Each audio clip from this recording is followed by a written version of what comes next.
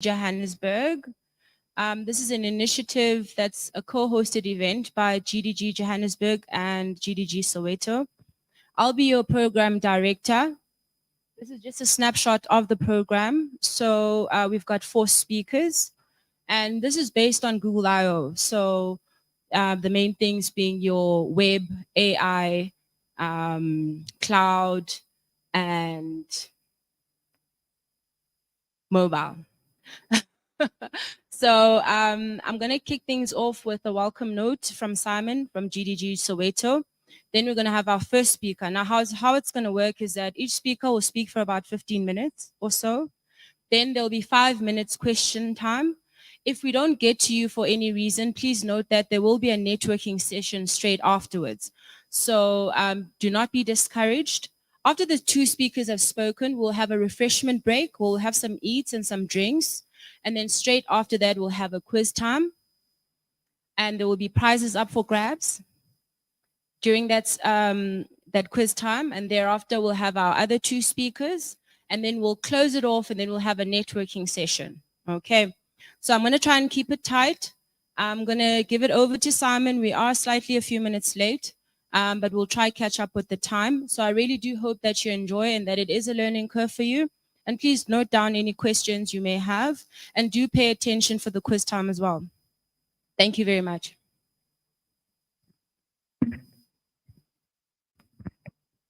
Round of applause, guys. Yeah. Yeah. Oh, okay. Okay. Wow. Can you see the shed because of the height? I take it they can't. Okay, cool. Hi, guys. Thank you all for putting up today. So, like Michelle already told you, this is Google I/O Extended. I'm Simon, representing GDG Soweto. So, a little about GDG. Who are we? What do we do? So, GDG is Google Developer Groups, and there's over 1,000 chapters in 140 countries. And our mission is simple: gather techies and developers such as yourself, and then talk about the latest Google technologies. And today's main focus is Google I/O Extended, obviously. So like Michelle told you, today's program is brought to you by 2 of the groups, mainly being GDG Soweto and GDG Joburg. We're also part of GDG Gauteng, which also encompasses GDG Val and GDG Pretoria. So, I mean, a few house rules. This should be basic. I mean, it's simple. We're techies. Can we please respect each other as we're in this space? Feel free to ask questions. If you see anyone wearing any of these shirts, you have a question, approach us, please, guys. Bathrooms are to this side. I'm sure some of you guys have already had a drink. You know where that is. I can tell, yeah. That's good, that's good. Okay, guys, so today's event will be covering some of the important stuff that was released in Google I/O. Hence, this is Google I/O Extended. So we'll be covering AI, we'll be talking about mobile technologies, we'll be going into web as well as cloud technology. So enough yada yada from me. I know you guys want the show to start. So with that being said, ladies and gents, I give you Google I/O Extended. Thank you.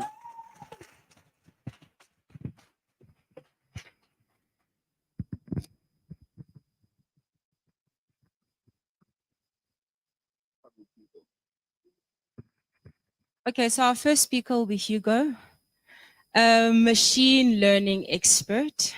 And AI is the buzzword, so we definitely want to kick it off with him. So without further ado, I'll give the mic to him. And I really hope you enjoy. Thanks. Hi, everyone. Let me get set up here quickly.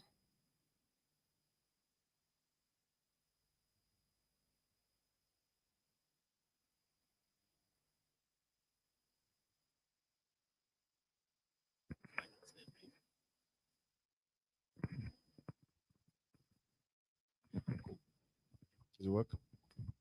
Cool. Okay. Hi, everyone. Yeah, so AI definitely was the buzzword at I/O, and it still is now. So I'm going to talk about the state of AI and why this latest revolution has such a massive impact. I have I have way too much content. I apologize for that. I'm going to rush through some things, but if anything stands out, please do ask questions. So quickly, what I'm going to be talking about is just very briefly a history lesson, how we got to where we are right now, what the revolutions were that brought us to exactly this point, and then where we're at right now, and then and why it matters, and then what could be next. That part I'm going to sort of leave open to discussion from the audience. Okay, so firstly, just very quickly, who I am. I come from an actuarial science background, very, very theoretical and very boring. I then worked as a software engineer for a while, went back for my postgrad, and ever since 2019, I've been working in NLP. Why NLP? Well, I'm a nerd, but secondly, this comes into play on why the latest AI revolution is so important. You don't need to read everything here. It is all very cool. But the most important bit is the bold bit at the bottom here. Why is an NLP AI model so flashy and so important for the development of AI as a whole? It's because if we analyze language and how someone uses language, we can tell a lot about who they are and who they could be, right? It has a theory of matter, a theory of how we perceive reality can be found in how we use language. And at the root of my being, what I try to do is to understand what intelligence is and try to recreate it. Coincidentally, language turns out to be a really good instrument to try and do that. Okay, the brief history lesson. That's where we are right now. There's quite a lot of content here. You don't need to look at all of this, but something to note is this started in 1943, where there was some research done trying to capture how the human brain works by trying to model the neuron that's in the brain. There's a star there because we're going to get back to this piece of information later. And something else to note here is how rapidly the interval between these dots decrease over time. Where we are right now, there's such a blur.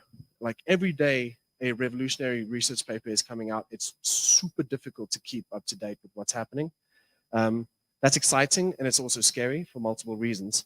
But yeah, that's the point to take away from here. There's some terms there that if you want me to explain them, I will.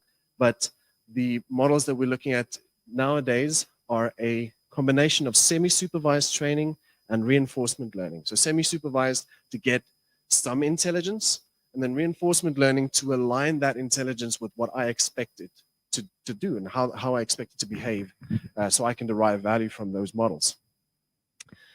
Now, looking at how Google has sort of enabled this tsunami of revolutions.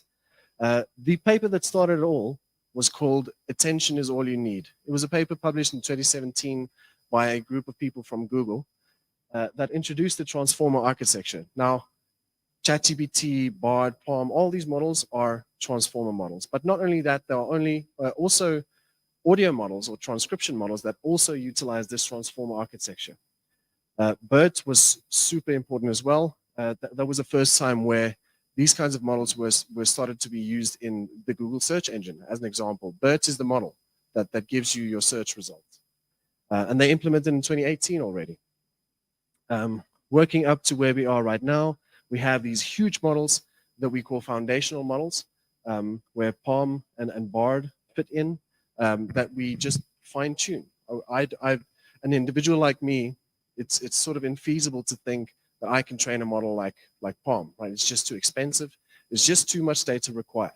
But luckily, the way in which the industry has moved, these foundational models are exposed for us to fine tune, which is a really humanitarian move in my perspective. So moving on, the specific revolutions that brought us where we are right now, as I like to call it, like kind of paraphrase Stephen Hawking by saying this, we stand on the shoulders of giants. We don't try to do anything from scratch anymore. We utilize the wheels that have already been invented to go super fast right now. But very specifically, the pieces of research and tech that enable AI as we know it today started in 1976 with the concept of transfer learning, where you can go from some general intelligence and then fine-tune it to make it more narrow for your use case. And that general intelligence can be utilized in multiple ways.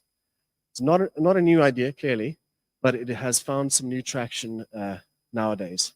The transformer architecture we spoke about, and then the two remaining components is just the raw power that you need. The raw data, just the insurmountable amount of data that is the internet right now, both audio, text, and images, enable the AI we have right now. And then the obvious progression in cloud compute. Like no one person had the amount of compute at their disposal 20, 30 years ago. It's the fact that we can orchestrate thousands of GPUs together that we have the AI we have today.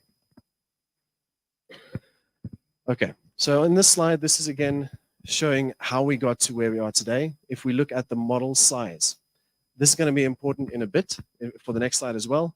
But the thing to notice here is that there's obviously a steady increase over time. These models are getting bigger and bigger. We are seeing that they're getting better and better as well. We might be reaching a ceiling. It's not clear yet. But so far we're seeing using this simulation of what we think the human brain works like, how it works, increasing the size, nearing the size of the human brain seems to be a good idea because models are getting more and more intelligent. Okay, so looking at where we're at right now, this is the neuron that you find in the human brain. I'm sorry for the very technical things, but this is what we try to model. So that's what you find in a artificial neural network. This is a whole bunch of that stuff. And that is what PaLM or ChatGPT, that's what it is. And it's modeled after this thing. There's information coming from different angles, it's processed, and it's sent on to the next thing. Now, the previous slide was significant when we looked at the sizes because if you look at the bottom right corner there, those are the sizes or the number of connections between the neurons in these models. If someone asks you the question, how close are we to mimicking human intelligence? You got to compare it to this number. So quite far. We're not there yet. But now the question you need to ask yourself, do we really need all this to mimic something that seems intelligent? Because a lot of this might have to do with breathing or blinking my eyes or just like standing upright. Right? That's not really needed to capture what we might perceive as intelligence. So when we talk about when do we reach artificial general intelligence or when is AI sentient, it's a super dangerous conversation, but it might take a whole lot less to mimic or simulate that than simulating a whole human. It might not be necessary to get to this number, even though we're going to try. But personally, I don't think it's necessary. I think actually we've reached a point where AI is as intelligent as humans. Well, on average, let's say that, right? We get super, super intelligent humans, but on average, ChatGPT is probably, or PaLM 2 is probably more intelligent than most humans on Earth because it just has access to more information. Okay, this speaks to adoption. The number you're seeing, oh no, there we go. The numbers you're seeing here is the number of days it took for the platform to reach 1 million users. Netflix 1,278 days, ChatGPT took 5 days to reach 1 million users. On the right there, it's the same kind of concept, just with everyday things. At the 40% mark there, just below 40%, we have a water heater, so hot water. About 40% of the global population has access to that. That's about where LLMs are now, at the 40% mark, just below 40%, which happened in an insanely short amount of time. I don't know what that was. Okay, so again, speaking to where we are right now, I used this in my previous talks as well, so if you were there, you know this picture. These are the kinds of models or implementations of the AI we have right now that I see as super useful. We have, when we look at the left brain and right brain component, the left brain we've had for quite a while. These are our databases, our APIs, the things that where 1 + 1 is always going to be 2. Our right brain is what has come into play now recently. This is the space where sometimes 1 + 1 can be 3. It is in using these two components through the orchestrator that we have extremely valuable things. As an example, and we'll talk more about this when we talk about what comes next.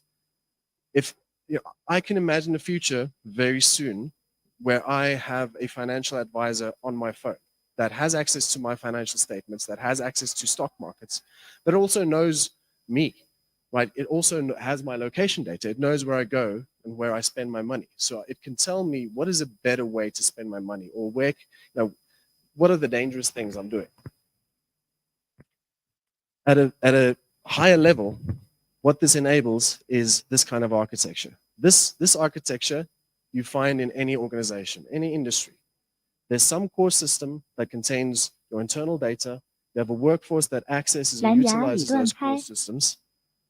Then there's some commercial interface that is either public facing or pushes products or services into the market.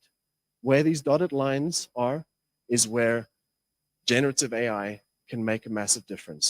Because this architecture is so generalized, this is the reason, at least in my opinion, that people should care about the AI that's coming out right now. It's not just a single industry that's impacted, it's everything. 蓝牙已连接。 Now, looking at Google's specific offerings and how they came to play in this space, Google has come out with a suite of tools that enable a whole bunch of stuff, but in those 3 categories specifically. Search is going to change entirely. It's still in beta right now, but the search experience is going to be vastly different. Specifically, you don't need to search through results. It will read through those results for you, summarize them, rank them, and suggest next actions in a dialogue style interaction. Right? That's happening very soon. Conversation, that's the more obvious one. It's because of the reinforcement learning step that has been introduced into training these models, that because it's now not just raw intelligence. You can imagine a PhD, extremely competent and smart person, put them in a boardroom with lawyers, they're gonna shrivel up and die because they're not used to this extremely diverse and dynamic environment. But by aligning these models to wrangle that intelligence in some way, some direction, they actually start being useful. And then in terms of content generation, this has more to do with marketing, right? Either generating copy for some product or actual imaging. There's obviously some discussions to be had around the legality of it all. Who owns AI-generated content? Is it the person that prompted the model? Is it the person that created the model? Is it the person that created the content that the model was trained on? We don't have answers yet. You can have, it's healthy to have opinions on this, but legislature is so far behind on this, it's quite scary. As a side note, that something similar has happened in the past with synthetic diamonds, right? People are now trying to say, it's functionally it's the same thing, so they should cost the same. Is that the same with information? Is information just the function it serves, or does provenance matter when it comes to information and content? These are discussions we need to have. Okay. This comes from an official GCP slide deck. And it's in here because no one else gives you this.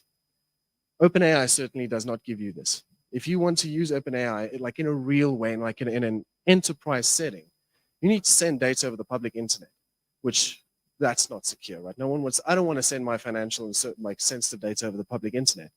Well, what Google gives you, so Palm lives in the large foundational model component there. It doesn't see your data. Ever. It sees a version of your data, but not your raw data. It is an encrypted numeric representation, in a vector space representation of your data. All of this is in your own private, like virtual private cloud.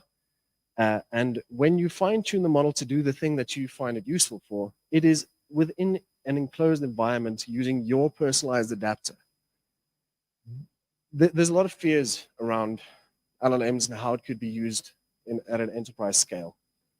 This makes it much more feasible.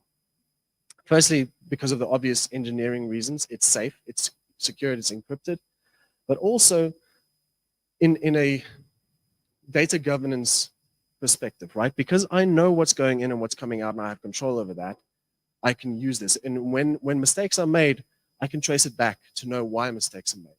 It's not just going to tell you, Unfortunately, I'm a large language model trained on data up until September 2021, and I can't answer that question, right? You know why it does the thing it does. Okay, specifically from Google I/O, these are the things I found extremely exciting. In terms of image generation completion, so you might have heard of Midjourney and Stable Diffusion models, they all fit into this category. So Google Photos is getting what's called Magic Editor, where you have a Stable Diffusion model that is led by your prompting to edit your images, either just changing what's already there or completing, generating the bit of the image that just isn't there, but you want it there, right? What is also interesting in this, Magic Editor is coming out with an embedded watermark.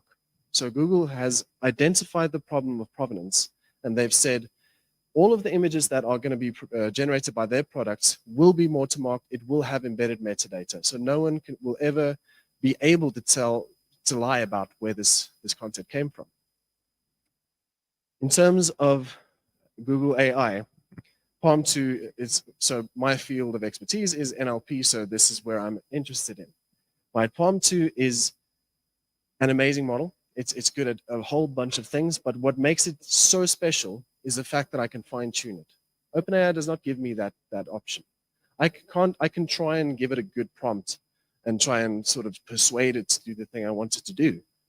But Google gives me access to fine tuning. I can give it data to do whatever the thing is I want. Like if I want something that gives me a good dad joke every day, I can fine tune Palm 2 to do that for me.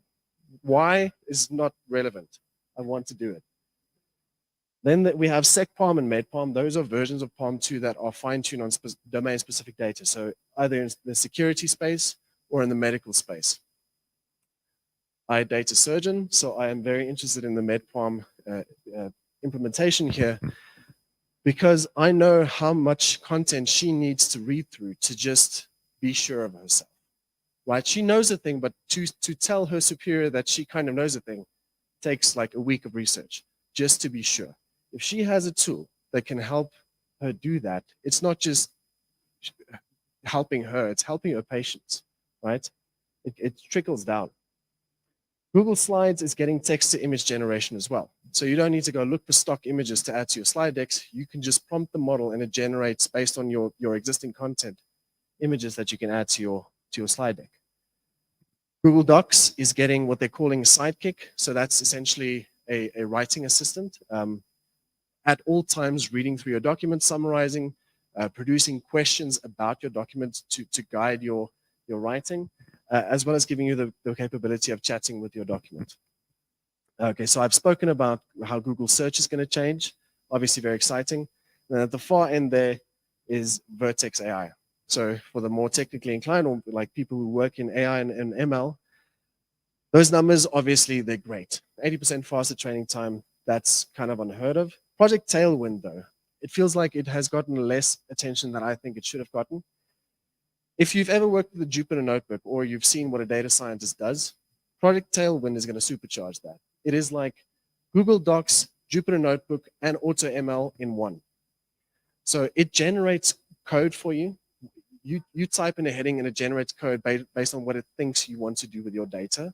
And it automatically generates metrics on your data and your models as you write your content in this report. And it's immediately exportable as a PDF or as a doc, whatever you wanted. Right. Okay, there's much more to say about each of these, but those are the ones that I found the most interesting. Now, in terms of what's next, we can have a fairly lengthy conversation on this. What should happen, what could happen, what is going to happen. And I would leave that for, so I'm outsourcing that bit of my presentation to the audience. And I think I'm in time. Yes. Thanks.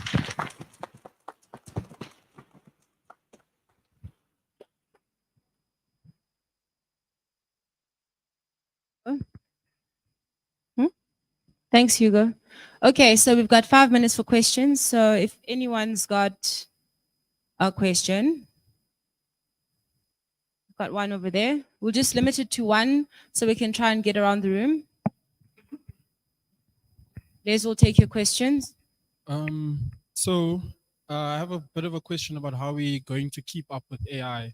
In physics, there's this concept of like a singularity, which I'm sure that we've most heard, where at a black hole, for example, there's a point where an event horizon where we don't know if the laws of physics that we know apply here, apply past that point. Is there a way for us to, for example, you mentioned mid-palm, the medical one. How will our doctors keep up with understanding why AI makes the decisions it's making past that event horizon? How do we keep up to push the event horizon back so that we know why it's making the decisions, and we can kind of, because you mentioned that one of the AI models helps, like it gives you feedback about why it made the decisions. So how do we like, where is our control for that part? That's an extremely significant question you're asking. So the kinds of models that we use and that are used in Gen AI, the neural networks, right? And neural networks are famously not explainable or black box kind of models.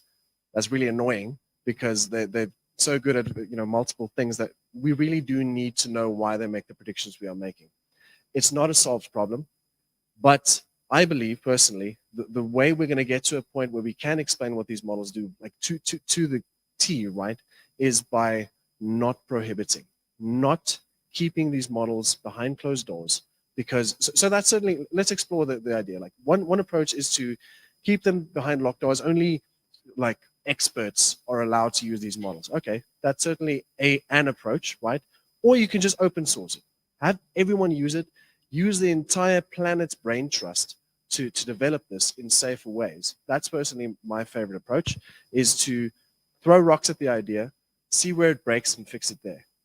But the alternative approach, by prohibiting, it puts the power into the hands of the few, and they get to decide and get to essentially choose how these models get to be explained, which I don't think is fair. I don't think that's a favorable future for us, right? But unfortunately, it's not a solved problem. On the point of singularity, how you define it, right? Have we reached the point of singularity when a human is replaced completely by an AI? Well, in some cases that has been the case, right? So I don't think that's a completely fair definition of the singularity. I think it's possible that the definition of the singularity is going to change. Personally, I also think it's not a very useful or constructive conversation to have, because it's changing. Let's just make the best thing we can and run with it, because it's going to improve us as we go. Yes, we're sort of dragging behind, but we'll catch up if we all get to play the game.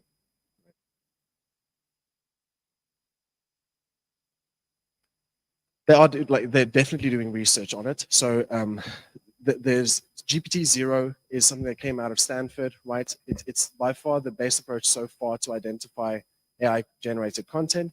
But in terms of why, there's just too many parameters in these models. They're just too big for our current approaches to know why. Thanks, Hugo. And we've got one more question at the back. Hi, thank you. I'd just like to say thank you for this presentation today. I think as a software engineering student, there's a lot of things I kind of learned today, but I just wanted to go a bit more deeper into NLPs or NLMs. I'm not too sure exactly what is that concept and exactly why are you so interested in it? Okay, so NLP is short for natural language processing. It's where the input to the model is text. In some cases, you can make the argument that audio is language as well. Fair argument. An LLM is a very specific kind of NLP model. So it's based on the transformer architecture, which conceptually you can understand it that it tries to mimic how we pay attention, how the human, so it's not just looking at all the data all at once. It looks at one word in a sentence and it tries to see how much attention should I pay to the other words when I try to understand just this word. That's essentially how a transformer model works. And an LLM is a transformer architecture of considerable size. There's not really a number to say once it's past this threshold, then it's an LLM. But when I started working with it back in 2019, a big model was like 1.5 or 2 million parameters.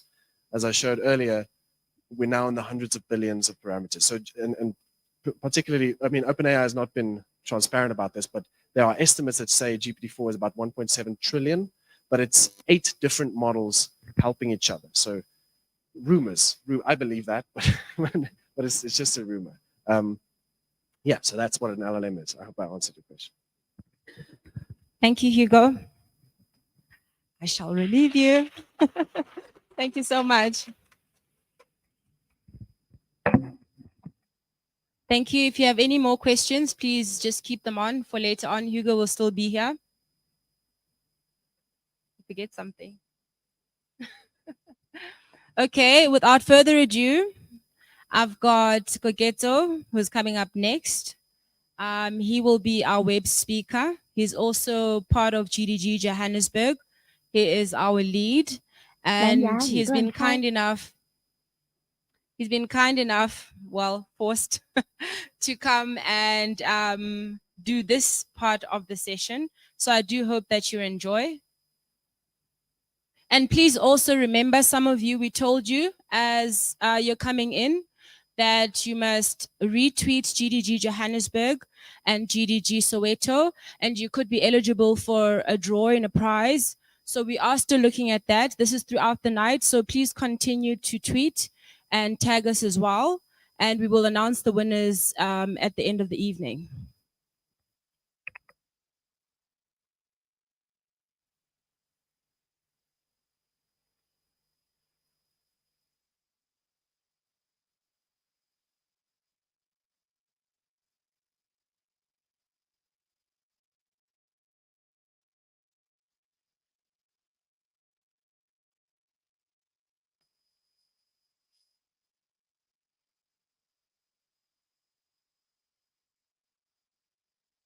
蓝牙已连接。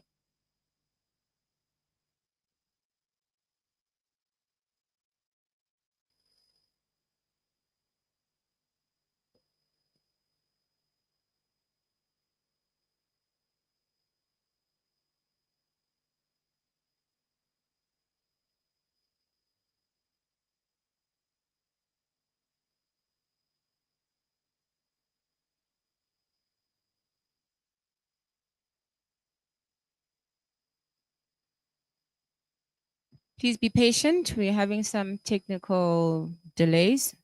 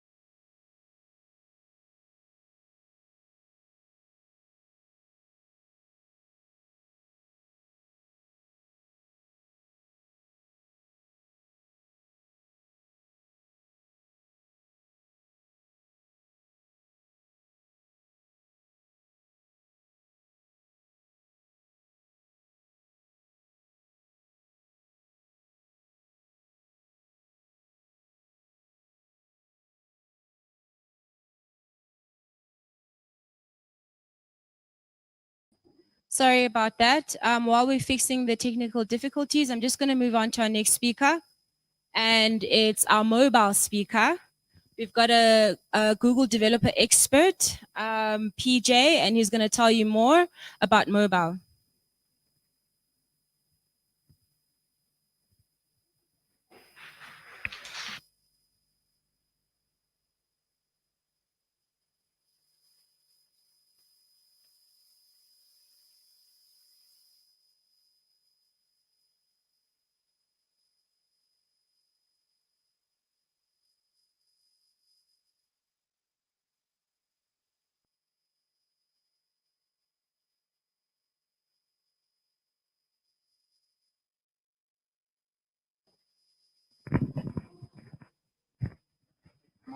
Hello, hello, hello.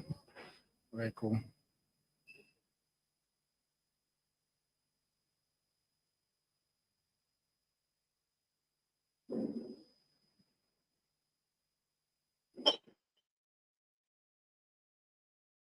All right.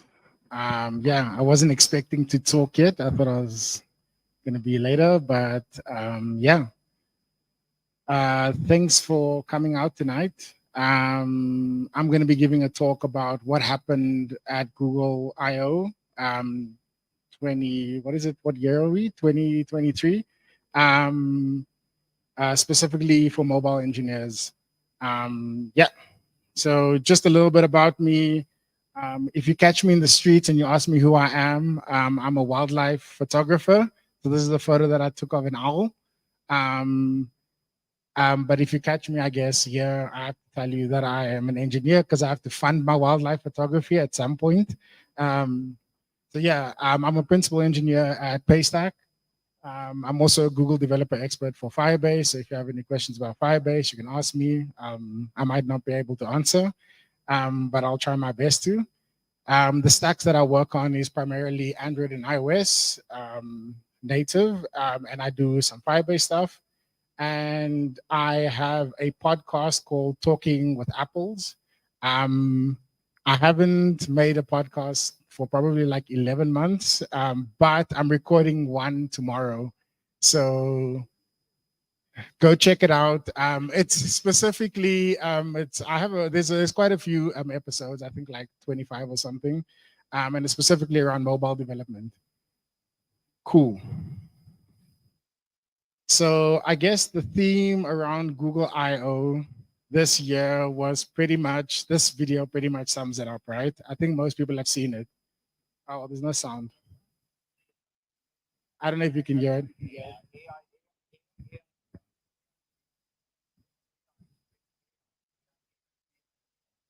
Okay, so that was a fail because, wow, okay.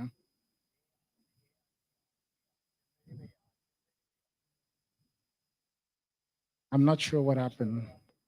Looking through my computer. Okay.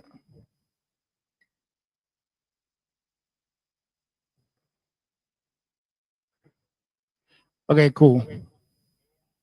No. Am I fine now? I'll just mute myself. I guess I mute myself. Yeah. Okay, cool. Yeah, so outside of the whole AI situation, because that's pretty much what Google I/O was all about, there was a bunch of mobile development stuff that was also released that's, I guess, pretty cool for Android developers specifically, or people that do like Flutter or any of those type of Google technologies. So the first one I'm going to be speaking about is Android Studio, just because Android Studio is pretty cool. And there was quite a bunch of things that were actually released there. So it was quite interesting that like literally, I was actually here yesterday because I thought the meetup was yesterday. So I was here and then everybody was like, I was like, where are the people? And then I was going to say, hey, yesterday, Android Studio Giraffe got released, but now I have to say 2 days ago it got released. So like, if you want to know about a bunch of stuff in the latest version of Android, there's a video, but I'm hopefully gonna go past the slide. But a few things that were pretty interesting for me specifically that is part of Android Studio. And one of them was obviously an AI bot that's now added into Android Studio. So this is pretty much a coding assistant that pretty much helps you specifically with Android development. You can ask it Android questions. At the moment, it's only available in the US. I haven't tried it myself because I guess I'm lazy to set up VPNs and stuff like that. But like, from what I've heard, that it works okay. It gets some stuff like weird, but like for Android specific stuff, it's really, really cool. I don't know, does anybody use ChatGPT as part of their coding situation? Okay. Yeah. Maybe, yeah, I don't know. I'm not a fan specifically, but apparently this works really, really well because it's very contained to Android. But yeah. And then something else that's really, really cool that I pretty much am a fan of was some of the app quality improvements to Android Studio. So if you know Crashalytics, it's a Firebase tool that pretty much monitors your crashes when your app is in production. And what they've done is a combination of Crashalytics and Android Vitals. So Android Vitals is the Google Play services version of this. They've now brought that into Android Studio. So when you have a bunch of crashes and stuff like in production, or if Crashalytics hasn't picked it up, you can now bring it into Android Studio, and you can literally then go and click on the stack trace and find where the crash actually happened. So this is pretty cool. Instead of you having to now go and figure it out based on the stack trace, download stack traces and stuff like that. So it's all built into Android Studio now, and it's pretty streamlined. The next thing I would say is Gradle KTS scripts is default now. So I'm still a Gradle person because I'm a very old Android developer before Gradle times. But pretty much by default now, Google recommends that you use Kotlin Gradle scripts for when you're setting up your project. Obviously, it helps with like with code completion. It also helps with static types because Groovy is kind of like not great at any of those things. But again, I think that Gradle Groovy scripts are still a little bit better in my opinion, just because you get there's a lot more examples to do advanced things in terms of Gradle on the internet, whereas I think a lot of people are still writing a bunch of scripts and asking questions on Stack Overflow about this. But I think if you're new to Android, this is pretty awesome specifically. And then the next one is Gradle test scripts. So this is if you've ever used Test Lab on Firebase. So you can see I'm talking a lot about Firebase because I guess I have to. But Gradle test scripts for Firebase is pretty cool because now you can actually deploy your app to a specific device on TestFlight. iOS. On Test Lab specifically from a Gradle script. So you can actually define what kind of like emulators you want, whichever real device, and it's all done in a Gradle script. You don't have to do it actually on Firebase or anything like that. So you can pretty much write your own script there. And then I think something that's really cool that also just came out recently is live previews for composables. So I don't know who does Jetpack Compose versus XML. Is anybody writing Compose code at work? No, sorry. That's sad for you guys. I get to write Compose code, so that's pretty sad for you guys. But Compose, obviously the Compose previews are pretty awesome now because you can pretty much write code and it pretty much live updates even when you have your actual phone plugged in. So as you're pretty much writing, the previews are actually updating even on your real device and stuff like that. So that's pretty nice. Then one of the biggest themes around Google I/O for Android specifically was larger screens. So you know that obviously they released a Google tablet and they released a foldable. But if you also think about like the Android ecosystem, how many of you could say as Android developers you've actually written a tablet app? People just don't write tablet apps on Android. Whereas like if you're in the iOS ecosystem, a lot of people make sure that their apps are working on iPad, right? Because the iPad is just one of those things that a lot of people are using. Whereas when it comes to Android, people are just like, stick to portrait mode. They don't even look at like changing like those configuration changes. They're like, I don't want my app to crash when my activity is changing and all of those type of things. I don't want to keep state. So they just go, they lock everything to portrait mode. But now, obviously, because Google's obviously expanding their specific device range, they're also making sure that, like, especially with Compose, that they're making it easier for developers to develop for large screens. So that's kind of like the next theme. So like I said, there's foldables. I have a small video that is just showing pretty much like how screens, your screen should be adapting specifically. So you'll see that it's in portrait mode over there, and then it goes into foldable. And then if you see, then it goes into tablet, and pretty much we should be building our apps specifically to look like this. If you don't do this, your app will automatically go into something called compatibility mode. And that pretty much is a mode where your app will just be in the middle of the screen and with these black bars on the side, right? So like, it's kind of like not great. Also, when you do split screen on like the tablets and stuff like that, what will happen is that like your screen might not also have enough space, and you might have like weirdness where your text might overlap and all of those type of things. So obviously, I guess the message here is pretty much don't make it portrait anymore. And then if you do write compose code, yeah, everybody's like, what's compose code, right? It's super easy. So in your activity, so like, let's say a project that I've written, I have one activity and everything's composables after that, right? So like in your activity, all you need to do is pretty much, there is a library called an accompanist library that pretty much allows you to do this. So there's two functions there, which is calculate window size and display feature. And what that does, this over there is actually your activity. It gives you that, and then you can pass this to your composable. And then your composable will pretty much know that, okay, cool, I can pretty much render to in a specific view, in a specific place, in a specific time. So it gives you compact, medium, and expandable. Cool, I'm gonna go a little bit faster because I'm almost out of time. So Jetpack Glance, again, is pretty much widgets for Android.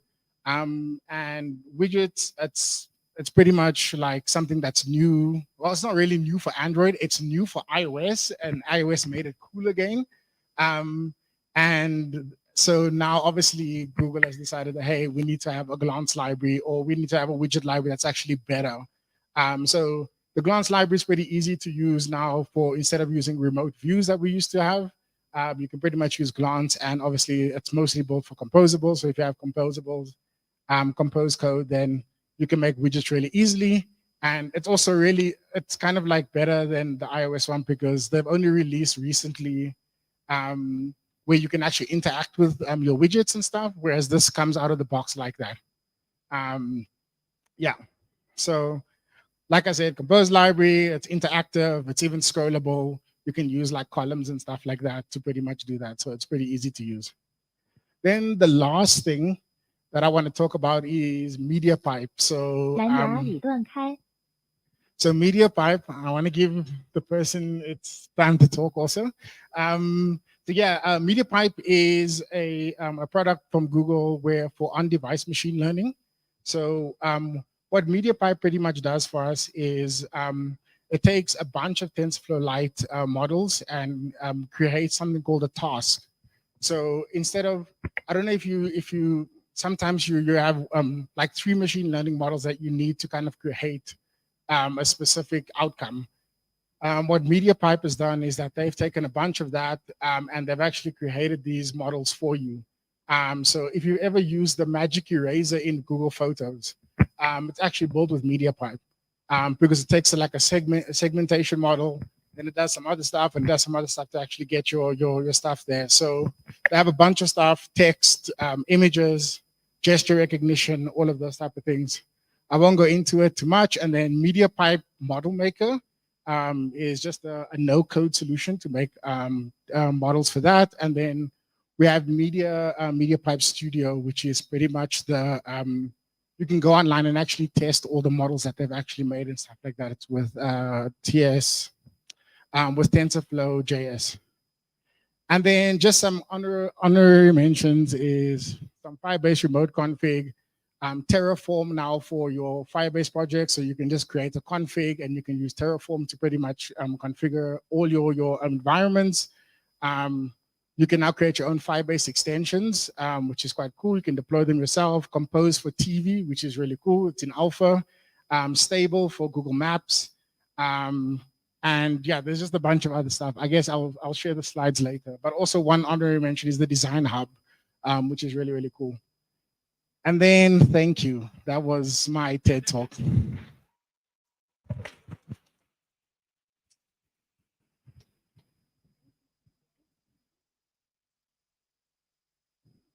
PJ. Now it's time for questions. After the questions, then we're just going to have a bit of a break, 10 minutes, and then you can have a bite and also get a refreshment, and then we'll continue. Any questions for PJ? Hi. So on my side, I build apps with React Native and for TV boxes. So everything you mentioned sounds cool, but I'm a JS person. Is it possible like to have some of the features from Google I/O, like the Studio Bot, incorporated with the React Native dev? I'm gonna say yes, but you're probably gonna have to build some kind of like bridging libraries for it. I don't do much React Native, so I don't really know. I just know that like obviously you can write your native libraries, and then you can pretty much do a bridge to React Native for it. But like, I'm guessing I'm gonna say yes, but I actually don't know. Okay. Any other question? Mobile? Hi. That media pipe stuff you're talking about, how heavy is it on mobile? If you're going to be running the on-device machine learning, are you only going to be targeting like proper high-end phones or? No. So the way they've actually bolted is like to run straight on the metal. So it's very specific models for specific use cases. It's not for everything. You can build your own custom TF Lite models and actually run them in MediaPipe. But the framework underneath pretty much handles everything. So they kind of call it a low code solution. And it's not actually very heavy. They do kind of recommend that you use like phones that have GPUs and stuff like that. But like, yeah, it's the framework pretty much handles the resources and stuff like that of how it actually runs on the phone itself. And last question. Hi, PJ. What's up? Thank you for your talk. That was awesome. And I just want to know, I do a lot of Flutter dev, like as a passion project on the side. Yuck. Flutter, Firebase, that kind of stuff. Is there a reason? Do you play around with Flutter, or is there a reason that you're native? I think it's just I'm old. But like I mean, Flutter's really cool. I think Flutter has some good use cases. I think the Firebase team is very invested in Flutter. So they're building a lot of libraries around that. But yeah, I think I've just been doing it for ages, and yeah, I think Flutter is really awesome. I think you should definitely use it if you're building something that isn't too complex that you need native specific features for. So yeah, cool. Thank you. Break time.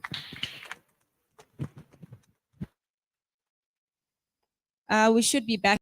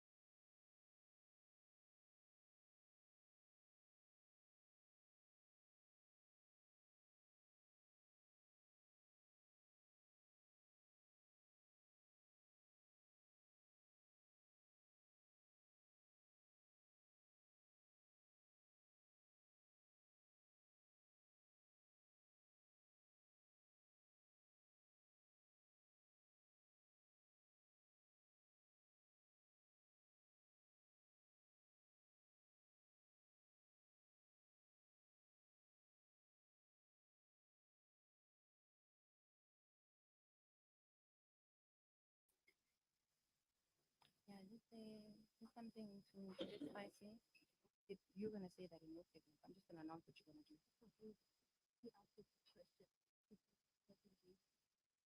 Just for good engagement, you're just gonna give him the sticker, or do you want to give him a voucher and then keep the people for himself?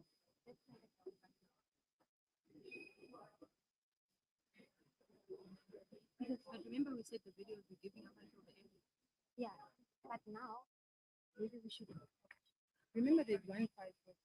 And then there was another part that we are going to draw, and this one we didn't even count. So you already identified the problem instead of not sure who it is. I don't even know who it is. Yeah, we're gonna check. That's how we double check the name. That's how I was saying. Let's give it a see. Engagement. Yeah, it's him, right? The guy with the black. Yeah, and also he was featured on time. All right. Yes. Yes. Okay, then. Before we get started with the next speaker, I've got Swelo here who's trying to give away some prizes. Gonna be a quiz, so please pay attention. Get back to your seats. And I'll leave it up to her. Okay. Thereafter, we'll have our next speaker. Thanks, Michelle. Guys, today I'm going to annoy you guys. You know, my boss Google is not going to pay me if you guys don't engage, right? So if you don't want to engage, just do it for me, just so that I get paid. It's at GDG Johannesburg and GDG Soweto. But before, we're going to have a quiz, right? But now, as you guys were entering, we've been looking. I told you guys we have prizes. I'm not just annoying you guys. I am not just annoying you guys. So please engage. So to kick things off, we have a guy, right? So my team, my social media team, they've been looking who's engaging, who's asking the most questions. And we are going to give them a Google I/O hoodie, right? Sweater, hoodie. English is not my mother language. So I asked my team, who deserves this, right? And they said this person has been sitting on time, came on time, and was also engaging and asked a nice question. It's not me, don't shoot me, right? It's the whole team. So this one, we're going to give it to the guy. I don't know your name, sorry. In black. Yes, you've won. Let's give him a round of applause. What's your name? Chipo. Chipo. Well done, Chipo. Then it shows no African time because you know what? He was seated on time. So now, as we were planning for this event, they're like, okay, they were dividing roles, right? And I was like, nah. Today I choose to be Mother Christmas, right? So I am here to give out prizes, right? So the first prize, no, let me start with the third prize. You get to win a 250 Take-A-Lot voucher. Yes. And the second prize is another 250. Is it really second and third since they're the same amount? But yeah, you get me. And the first one, Whew. You know what? That's the one, right? How I wish I could give out 10,000, but I can't do that. So the first prize is a 750 Take-A-Lot voucher. Yes! So you know what I need you guys to do, right? It's going to be a quiz, right? A QR code is going to appear, not this one. Don't worry, I wasn't going to put it here for now. So there are going to be 9 questions in total, right? And it's a mix of the history of Google, what Google I/O is all about. You know, you get the gist, right? And I'm sure here It's full of software developers and smart people, basically. So I didn't make the questions that difficult, but we tried. And the rules, we need the fastest fingers. You're going to have a minute to answer all 9 questions, right?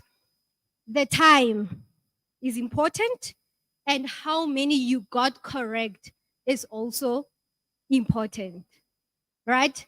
Don't forget to press submit, even if you know that you're not really done, but if a minute is up, is up.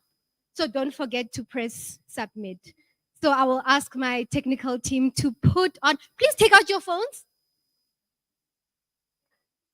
Okay, now I see that the phones are out. What about, did you guys tweet and repost?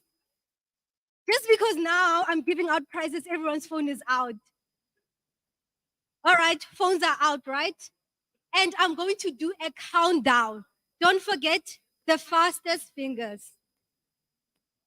All right. Phones are out. LP, even your phone is out. Did you tag us? I'm not going to get paid if you didn't tag. All right. I'm waiting. Fastest fingers. Don't forget to press submit. The time and how many answers you got correct matters. Are we ready? Are you not ready? All right. In 10, 9, 8, 7, 6, 5, 4, 3, 2, 1. Let's go. Guys, why are you embarrassing me? Quiz time. You have a minute. Oh, you can't play music. Please play music. The form is closed. Guys. Yo.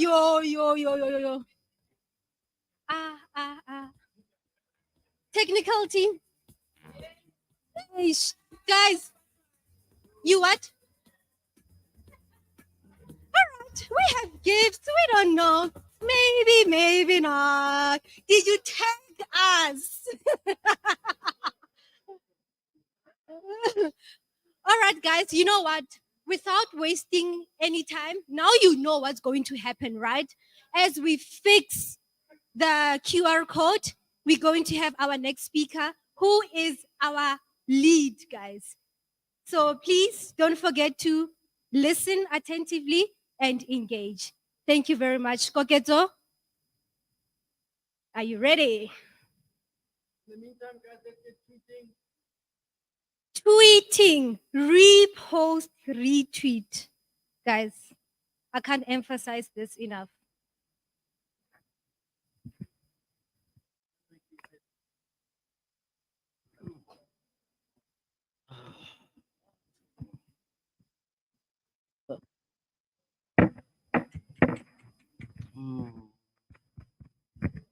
All right. Good evening, everyone.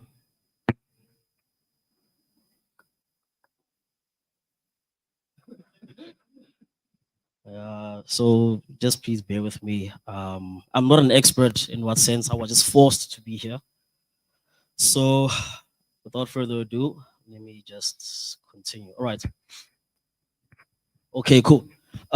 So if you guys see me wearing this shirt, as you guys know, my name is Koketo and I am the official GDG Johannesburg lead.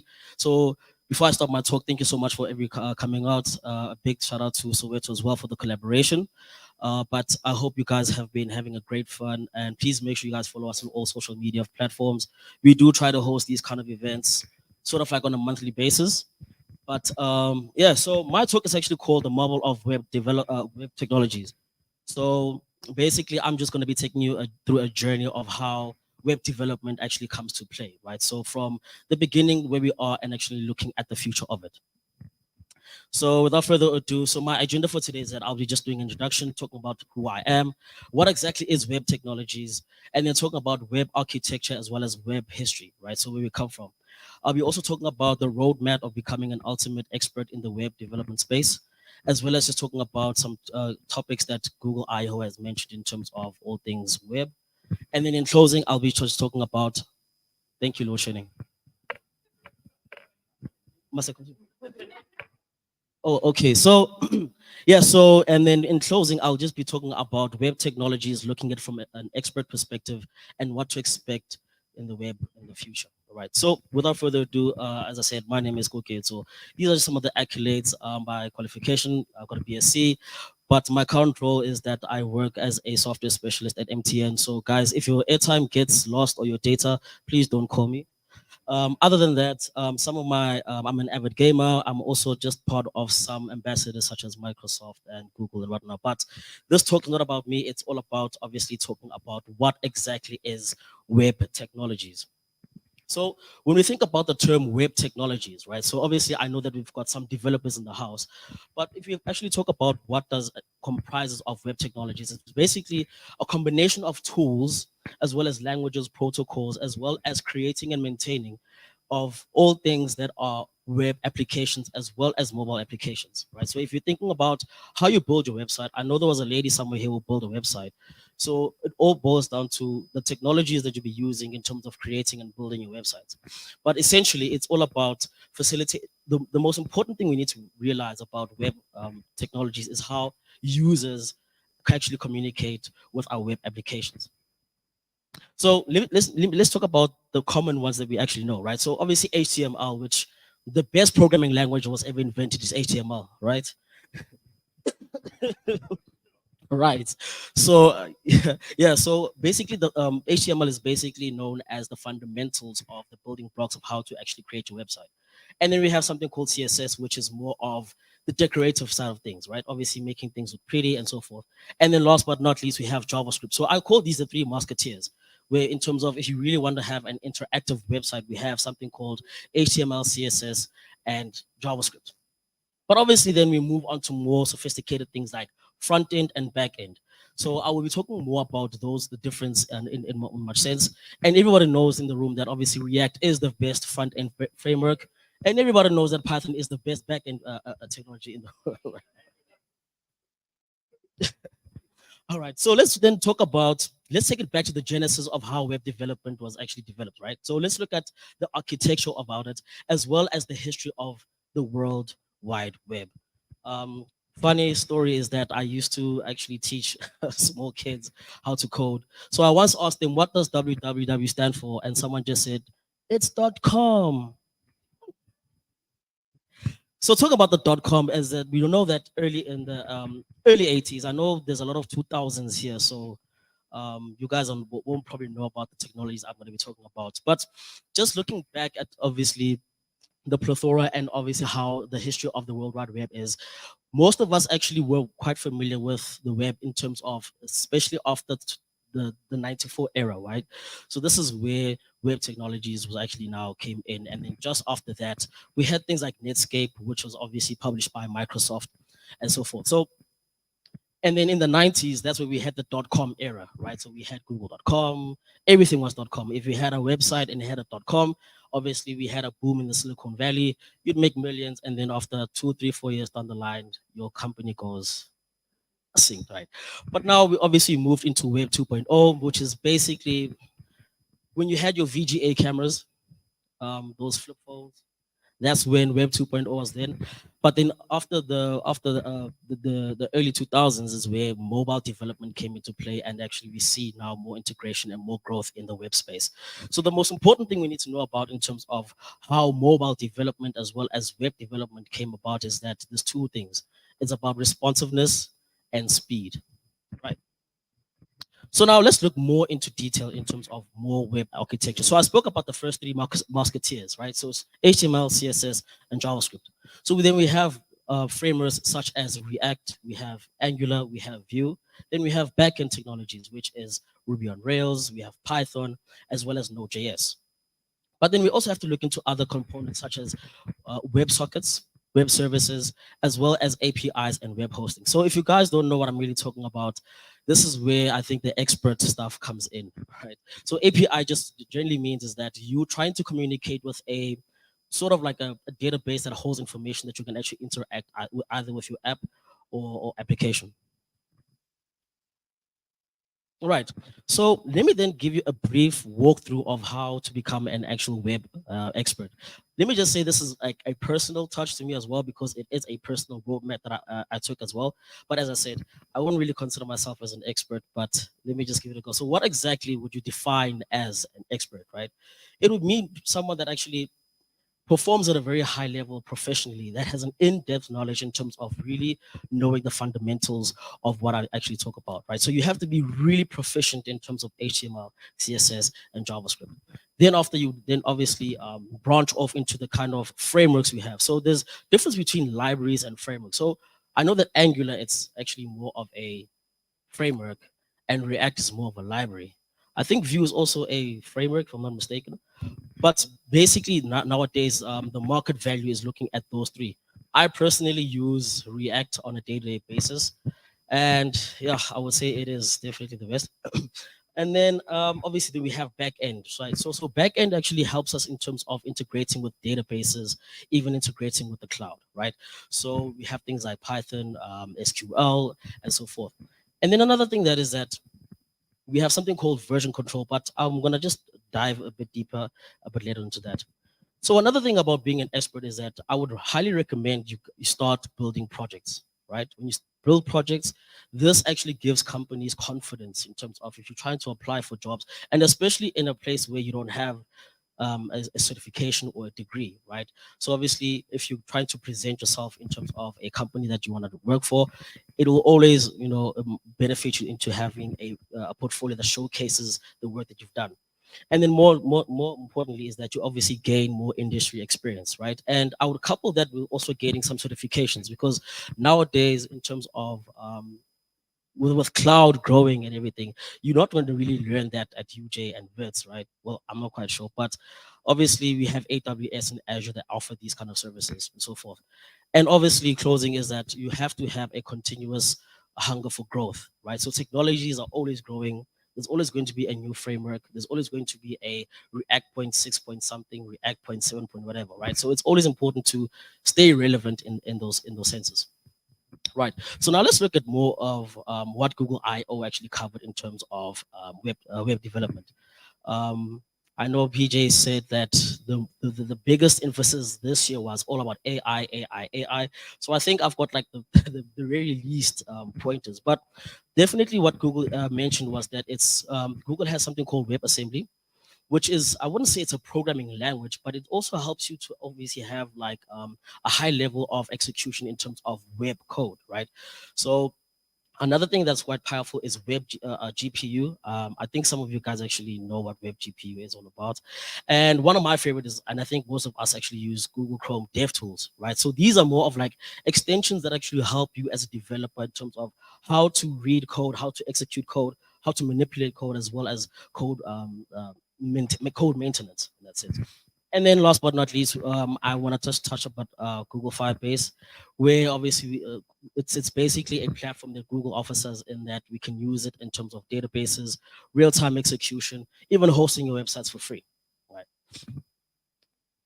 So now let's look at web technologies from an expert point of view. So I think from here, obviously, I'm just going to just dive quite deep in terms of the technicalities of how to become or looking at web technologies as an expert, right? So I did mention that we have to master the basics. So the three musketeers, as I always say, HTML and CSS and JavaScript. There's no way that if you want to be extremely proficient that you have to nail the basics of just these three technologies. I then also mentioned that, picking up a framework. So nowadays, most companies are using a framework of some sort in terms of how to render their services to the public. Now, another aspect that we have to think about is obviously performance. So performance in terms of speed, right? Nowadays, sometimes you go on a website and if it takes more than 5-10 seconds to load, you kind of lose interest in it, right? So us as web developers, we actually have to find ways and mechanisms to actually make sure that whenever someone clicks on our URL, our websites load quite faster. So things like caching, things like obviously compressions and so forth help with the speed in terms of the performance of your website. Then most importantly is mobile responsiveness, right? So responsiveness talks about the different sizes of your screens. So nowadays we actually have to be considerate in terms of every application that we build. We have to take into consideration in terms of the different resolutions of every single screen, right? So every single laptop is different to every single tablet, which is different to every single mobile. And most importantly, security. A lot of people put security as one of their last priorities, but actually it should be one of the pointers when it goes into production, right? Because we have things like phishing, we have things like fraud, we have things like hacking, we have obviously things like validation, authentication, and so forth. So it's very important to put security at top of mind when it comes to producing these kind of applications.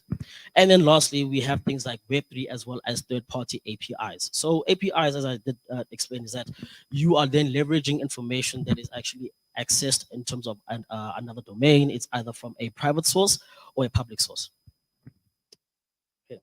So let me just dive a bit deeper into what exactly then we do as experts, right? So we have things called servers as well as clients, right? So obviously, meaning the front end as well as the and the back end, that sort of communicate with each other, right? So you as a user are called a client, right? So you are going to be requesting information over some sort of a server, and you're obviously expecting some sort of a feedback, right?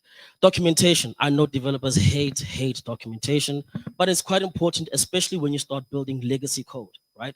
So legacy code is quite important, especially because when you join a company or so forth, there is some sort of structure that is in place when you start actually building these kind of technologies.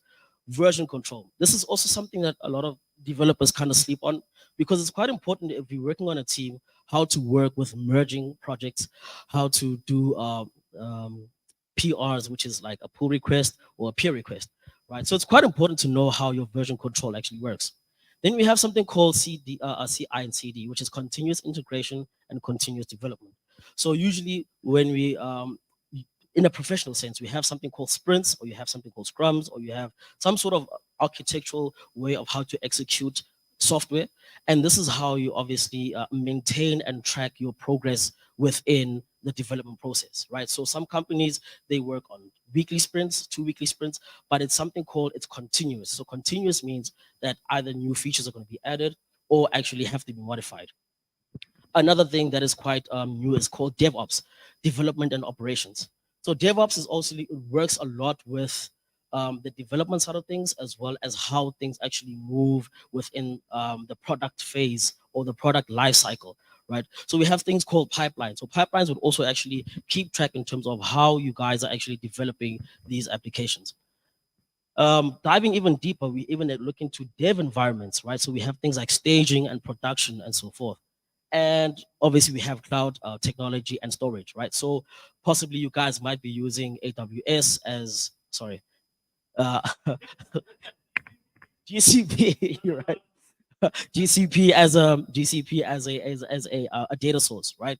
But the most important thing, as I said, is which security. So authentication and authorization, which is quite important, right? So obviously identification on the web is quite important, because guys, you do not want to have someone who has your PIN code and that's going to be buying Amazon vouchers that are going to be given away at a Google event.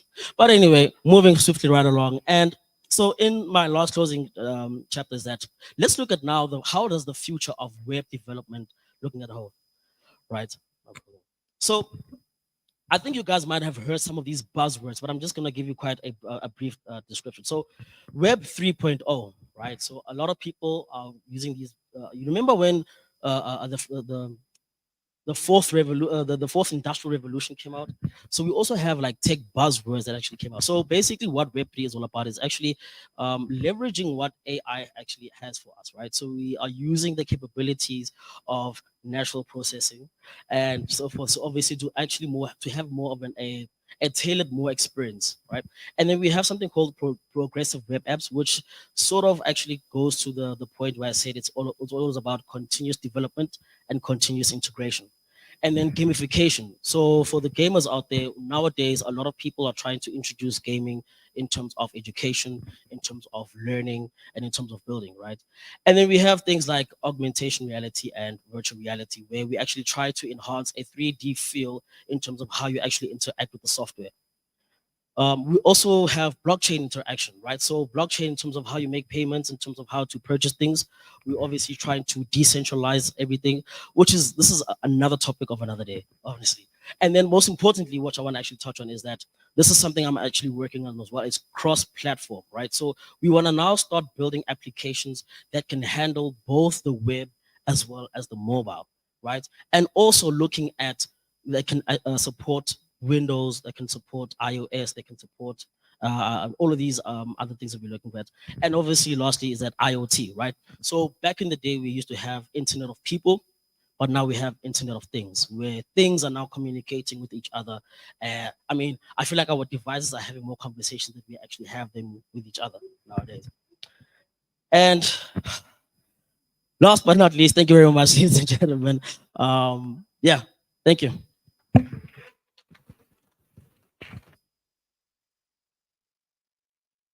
Thank you, Kogeto. Any questions? Okay, got one. I have two. So I have two questions. One is more for a beginner. So you mentioned that one. Let me choose. Okay, I'll just ask about headless UI since you are a React dev. What's your take on it, and should we be fully dependent on headless UI, or because like most of the Sorry, time? please repeat your question. As a React dev, I'm not Okay, sure. React. Yes. Okay, yeah. I'm not sure if you are familiar with headless UI. So there are components where you don't have to focus on the logic. They've already built it for you. You just use them. It's 10 stack products. If you're not, I can ask the other question. No, please ask the other question. Okay. My question is for beginners. So you mentioned that the best way to grow as a beginner is to build projects.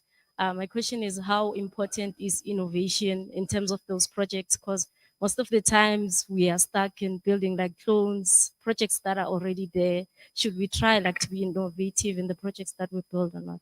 Yeah, no, I mean, I won't lie. I also used to be caught in the rat race of just cloning a website, right? But now looking at how the space is now, there's a lot of competition, right? Nowadays you have even, I'm sure probably even ChatGPT can even do that for you. But the most important thing is that you have to show how do you interact with your application, right? So I remember I once, when the pandemic broke out, so what I once did as a personal project is that I integrated a interactive map where actually it plots every single country in the world, and it will give you stats such as how many people are infected, how many people have died, and how many people are recovering, right? So how I did it is that I didn't just make it as a spreadsheet. I actually made it as an interactive map, so you can zoom out and so forth. You can click, and it gives you real life stats. So obviously, what does that show? It shows that, right, number one, you can actually interact with a third-party API. Nowadays, a lot of companies are using third-party APIs. It's either internally or externally, right? You have to show that you can actually manipulate, work, and also display data on your own, right? So think about those kind of projects that have it interact in such a way that you can have a conversation around it, right? So that's what I would say. Yeah. Thanks, Koketo. We've got another question there. Hi, Koketo. Smooth talk. Thank you for that. I'm a mobile developer, and lately I've been playing a lot with Flutter. And Google has invested a lot to make Flutter code compatible for web apps, even for desktop as well. Do you think in the current state of matter, there is let's say, a web development career for someone who's mastering Flutter? I think I'm gonna give a very biased answer here, because to be honest, I haven't really worked much with Flutter, right? But looking at its strides, right? Because we even in the Google space, we have experts that become Flutter experts. So what I would say is that I'll correct if I'm wrong, but is Flutter cross-platform? Yes. Okay. So what I can say is that now just look in terms of your application has to be cross-platform, right? So nowadays we're not looking at creating an application that can only be a mobile app or it can only be a web application, right? It's because nowadays people are accessing information through different means. Some people actually use information through their TVs, right? So obviously you have to cater for really, really huge screens, and also the resolution has to look authentic. So I think in terms of the growth as a Flutter developer in your sense, I definitely would give it a go. But if you really want to have an expert opinion, come to React. Last question at the back.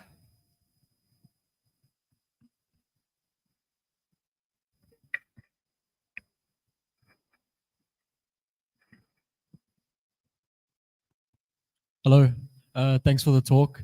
So I also work on a React app, and recently we've done a migration from JavaScript to TypeScript, and I noticed you didn't mention anything about TypeScript on the front end. So I just wanted to hear your thoughts on TypeScript on the front end, as well as TypeScript for maintainability and scalability. Thanks. Cool. Yes, that's so basically, obviously, we know that TypeScript is obviously, I would say, is built on top of JavaScript, right? And you're working in terms of types, hence why TypeScript. So it will all obviously depend on the industry and the projects that you're actually working on, right? So I personally, obviously, I would pick it up, but it wouldn't be something I would put as a bucket list to learn. I think obviously with time, with knowledge, you would definitely want to go into TypeScript. Whether to learn it or not, as I said, it all really depends on what the company is looking for, right? But I know that some companies are actually open to upskill their developers in terms of using types more than anything. But I honestly don't see anything wrong with using TypeScript. And actually, if you know TypeScript, it's just going to be another arsenal in your pocket that you can actually use.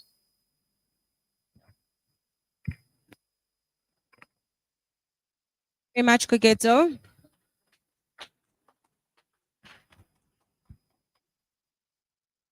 We're going to try that quiz one more time.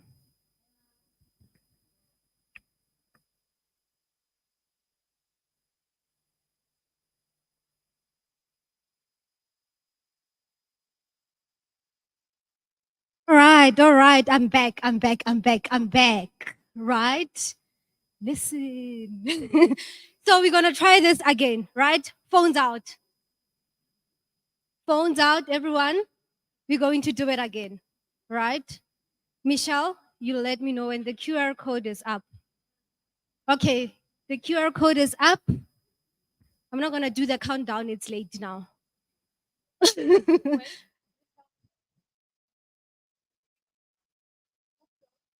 Okay, does everybody have it? It's still closed, right? We're going to open it. All right. It's open.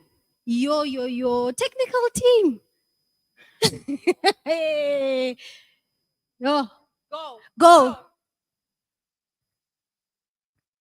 9 questions, a minute each. Well, a minute for the whole quiz, that is. Don't forget to press submit. The time and how many answers you get correct counts. Are you still struggling? Oh.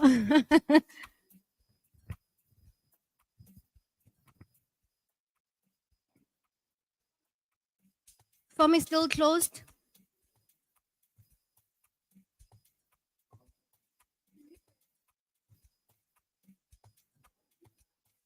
Other people are answering. Please check again. Clearly, you are not winning. Yes, we are busy. I would like to say a shout out to Just Pins. Thank you for engaging. Time. All right, time is up. And as we are busy checking who has won, I would like to call our last speaker, LP. You haven't submitted, LP, but you're a speaker. No, you can win. You can win.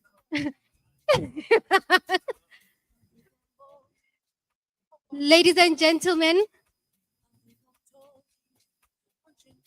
Let's give a round of applause to LP. Woohoo! Yes. Do you want the feedback? The feedback. Okay. LP, please wait for us. All right. What's the feedback, Michelle? We've got like 2 out of 9, 0. I won't name names. I think our highest score is like 5 out of 9. Yeah. Who's the smart person?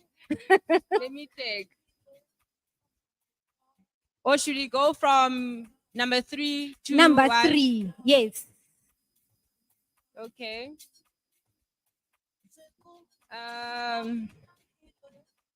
Ooh, tight. Okay, so number 3. 16. Mhm.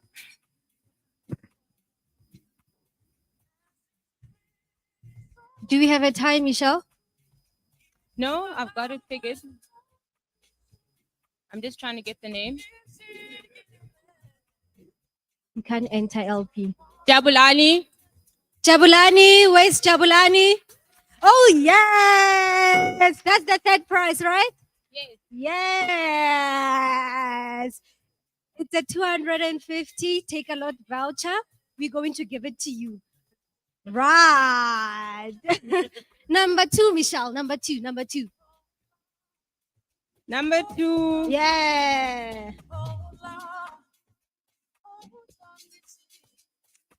Drum roll. Number 2. Lionel. Yeah. Lionel. But Lionel always wins, guys. Lionel. Always No, win that you Lionel. can win again. You always win. Woo, well done to Lana. And first prize. Don't forget the first prize. It's a 750 take a lot voucher. No LP, you can't enter. No. Okay, drum roll again, please, guys. I know you're tired, but let's give LP. We still have to give LP the energy that he deserves, right?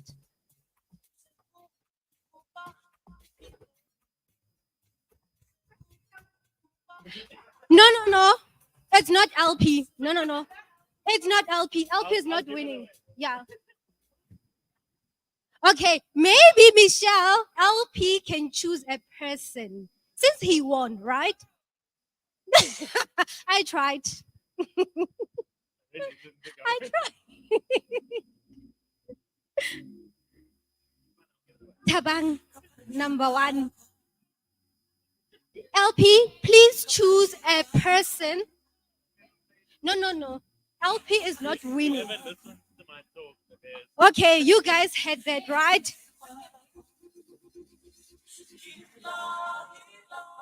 His prize is up for grabs, 750 Rand voucher.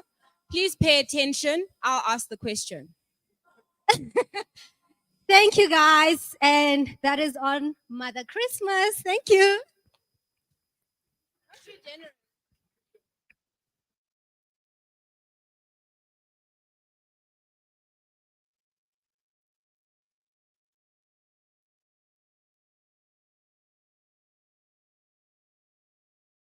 Cool. I think it's on. Awesome. So I'm super happy to be speaking last because, as you can see on the slide, Google Cloud is just somebody else's computer, right? And if you think about it, where are your websites hosted, Koketo? On someone else's computer or Google Cloud? Where are your mobile apps hosted? What do you think Firebase is? It's a front end for Google Cloud. Where are your models trained? Google Cloud. Awesome. So, cool. I'm just going to give you a little talk. I wanted to speak about Google I/O, and like PJ showed you very clearly, it was all about AI. So I'm just going to give you a little bit of my story, who I am, my past, what works for me, like what my workflow is, in my experience in cloud. And then the things that I really love about GCP. And GCP, for those of you who don't know, is Google Cloud Platform. So who am I? Who this? New phone type of vibe. So like Koketso mentioned, I really do like learning. I have all my certifications in HashiCorp, which is what Terraform is, which is infrastructure as code. I was a solutions architect professional in that other cloud provider. We won't mention what it was. And I'm currently a cloud architect in GCP. So my past working with that other cloud provider, right? I just thought I'd speak about what we've done in my past. So I've been a solutions architect for about 5 years now, and most of my experience has been around this kind of stuff. And I don't know, has anybody heard about this thing, Control Tower? I won't say their name, don't know. So what it used to be, it used to be called Landing Zone, right? And it was very manual. And what it does is it sets up all of your foundations for an enterprise. It will set up all of your logging, your monitoring, your whole organization, and your structure. So if your organization is made up of different business units, it will create those business units, and you can have a account for every business unit, etc. And this is what we specialized in, and you'll see why I'm talking about this towards the end. The space that I worked in particular was in the security space. So if any of you guys have worked with, then you'll know about guard duty, you'll know about config, you'll know about IAM, SCPs, all of the above, right? And all of that is just your guardrails for your organization and the foundational things that you need to set up, especially at an enterprise level. So some of the things that I use in my workflow, specifically having a background in the security space and setting up these foundational elements for enterprise organizations, I worked with something called Chekhov, which is an open source tool. And typically what this does is it allows you to monitor or scan and monitor. If you set it up in a CI/CD pipeline format, you can do it as you push your code. But basically it will scan all of your infrastructure, which is Terraform based, and it will tell you if there are any misconfigurations according to that. Now, this company in particular was acquired by Palo Alto. I don't know if any of you have heard of Palo Alto. Okay, it's a pretty big deal. Google it.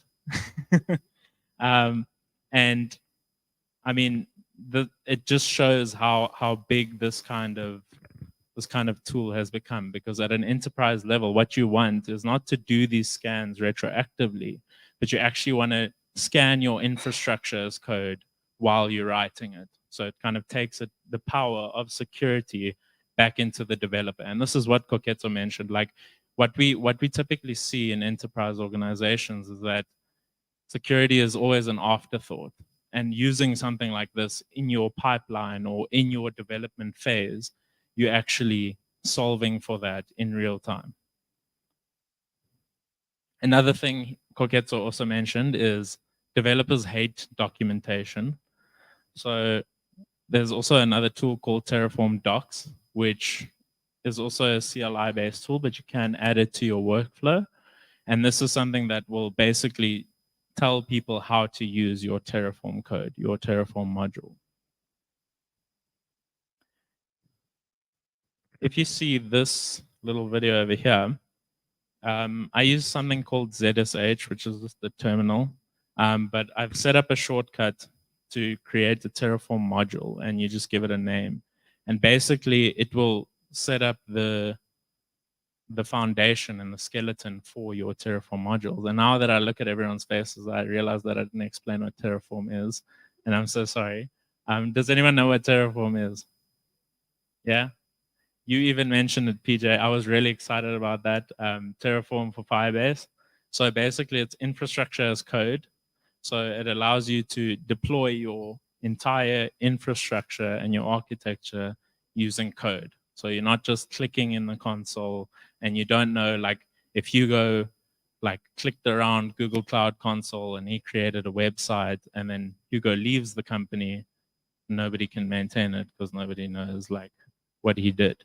So sorry, just to backtrack a little bit, it's your infrastructure as code. Okay, cool. So this is just one of the workflows that I use to set that up. And then if you look in the bottom there are plugins, and this is, I don't know if you can see this actually, but there's like a checkoff plugin, right?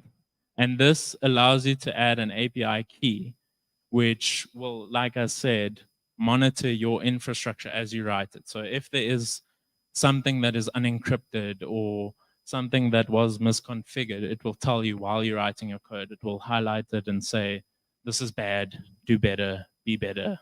Okay. And then you can carry on. Yeah, so that's just a quick demo of what I've done in my workflow.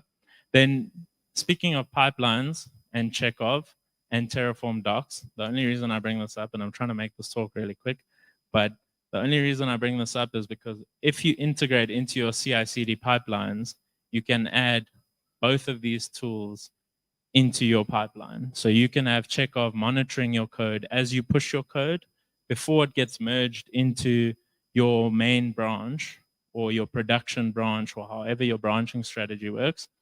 You can have Chekhov scanning it, saying, okay, this is bad. We're not going to merge this pull request. Cool. Let's be better. Let's fix it. Let's push again. Carry on. Bob's your uncle. At the same time, you can do the same thing with Terraform docs. So if you add any infrastructure, Terraform docs can automate that for you and tell you what infrastructure you've created and say, okay, now you have a bucket for your website, or you have a load balancer, or you have some virtual machine or some new model that you've created. Here's the code for it. Here's the documentation. This is how people in your organization integrate with it. And this is just me showing GitHub in particular, and how you can add GitHub actions to it. So Bitbucket has Bitbucket pipelines, GitHub has actions or workflows, and GitLab is workflows, sorry. So GitHub has actions and GitLab has workflows.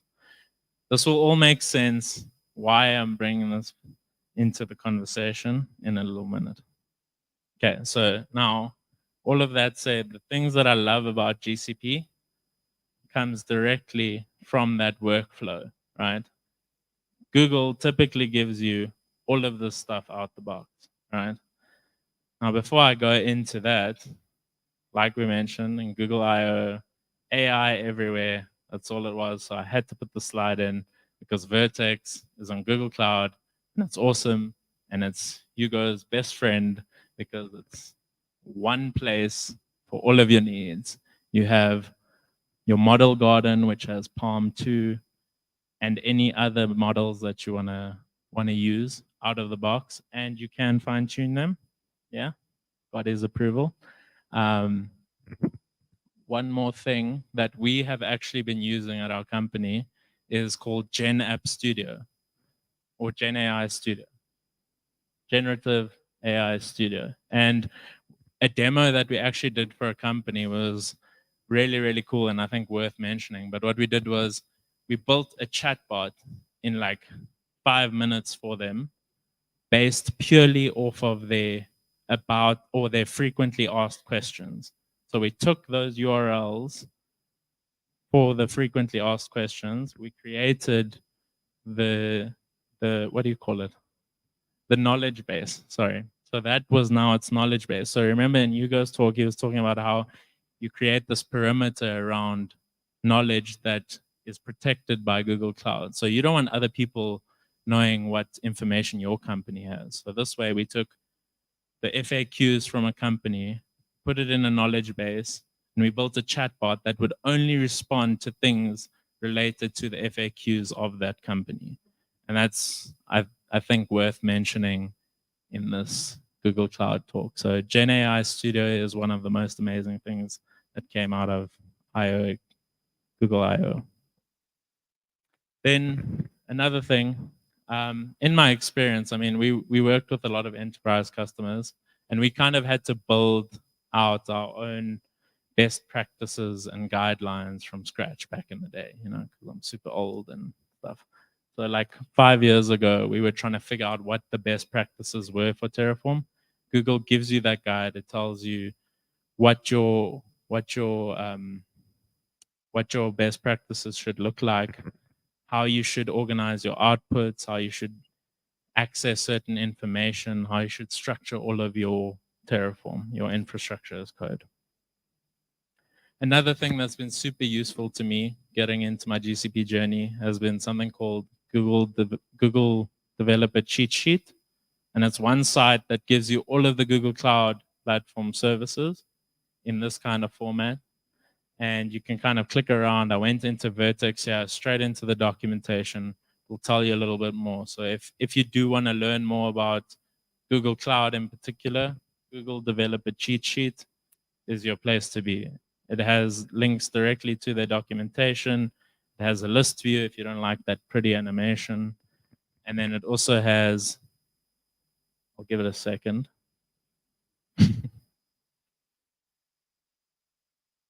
It can also allow you to draw up all of your architectures in cloud with reference architecture. So if you're a startup, if you're a financial services, it can give you like recommended best practices for how to set up these kinds of architectures, which I found really amazing because, again, back in the day on that other cloud provider, this wasn't something that you could do. Kind of drag and drop like a whole solution, and then it will tell you, this is the infrastructure that you need to create.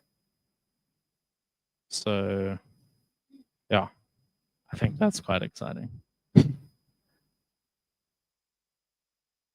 Then another thing that's been super useful for me on my GCP journey has been this lady who works at Google. She goes by the Cloud Girl. So if you Google her, she draws up all these amazing sketches of different Google Cloud services and how they interlink and what they do and how they work.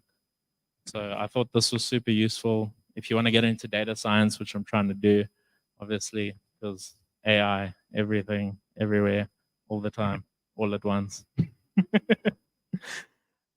This is a nice learning, free learning resource.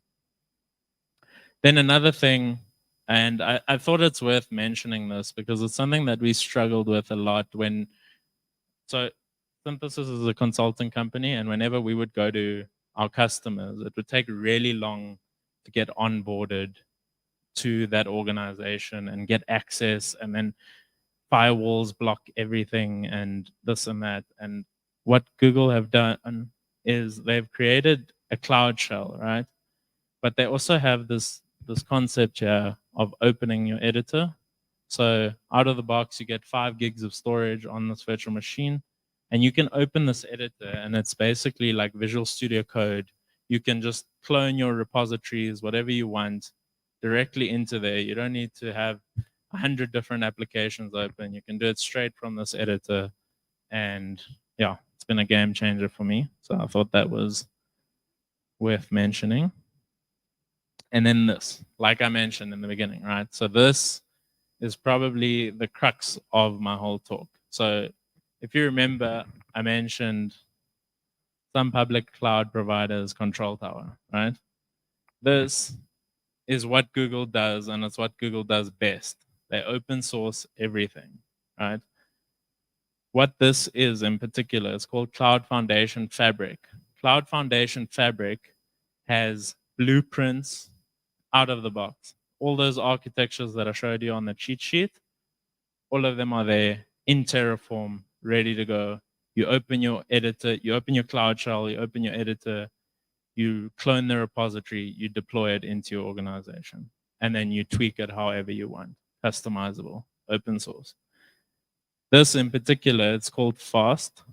So FAST allowed me to deploy a landing zone or control tower in, I think it was 30 minutes for an organization, from what used to be like 6 months contractually at organizations. So just they open sourced it all, best practices for Terraform, all the security, all the thought that went behind this is incredible. I encourage you to go look at this on GitHub. Really, really cool. If you want blueprints, it's all open source code. And then this is it. So this looks identical to Visual Studio Code, right? This is the editor in your Cloud Shell. Clone the repository, deploy the whole organization from here, half an hour. Yeah.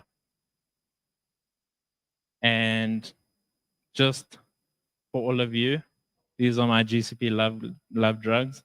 All the links that I was talking about. So feel free, please do scan these QR codes. The sketches of the Cloud Girl, GitHub, it's all the Google Cloud Platform resources on GitHub, and all the architectures is the developer cheat sheet.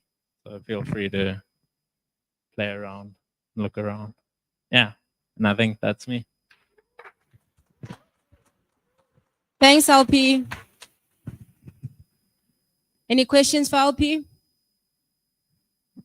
Well, I want to Someone? know what the question is for the prize. I'm pretty sure. He's coming.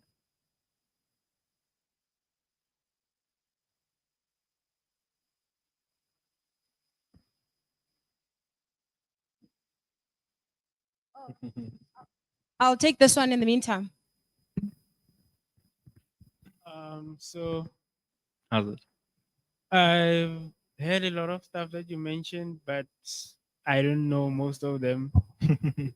And I would like to know, like, what's the learning curve and how can one start to make use of all those stuff? Make use of cloud. Sure, that's a tough one. But mostly the AI cool stuff, not just the cloud. AI is not my forte. I can give you, like, I mean, these resources for me are easy ways to get into cloud in particular. I'm still learning. I'm on my AI journey, my data engineering journey. So I'm not quite there. But in terms of Google Cloud, I think these links will help you kickstart your journey. And YouTube. I mean, Google Cloud in particular have a really awesome YouTube channel where they actually talk about really interesting architectures like Uber and how they migrated all of their Uber infrastructure into GCP seamlessly. Like nobody knew that it happened. And I thought that was really interesting. And that's definitely a video worth watching. I hope that helps. Thank Otherwise, you. just speak to me after. I'm happy to chat. Okay, thank you. Gogeto. This is more of a question for Hugo and LP, just to put you guys on the spot. When are you guys going to give us vouchers to actually do GCP? Actually, yeah. For GCP certification. Yes, please. 100%. The next Google developer group will arrange some vouchers for certification. Awesome. Thank you. Okay, another question. Last question. Hey, LP. Hey, Alex So, the Lion. How you doing, man? So, question: have you looked into gRPC? No. Yes, because then this question is gonna go south. Because I wanted to ask, like, how would you integrate Terraform Fabric with gRPC? What onto is cloud? gRPC? Maybe you can. It's a Google framework that's used for like API development. Okay. Yeah. Streaming data in particular. Yeah. Oh. I wish I could help. Cool. You mentioned that GCP provides documentation about how to do best practices for Terraform. Would you say it's more, it leans towards GCP, or those same best practices can be applied across these other two cloud providers? I love that you didn't mention them either. No, it's best practices in general. It has nothing to do with GCP. Obviously, the documentation in that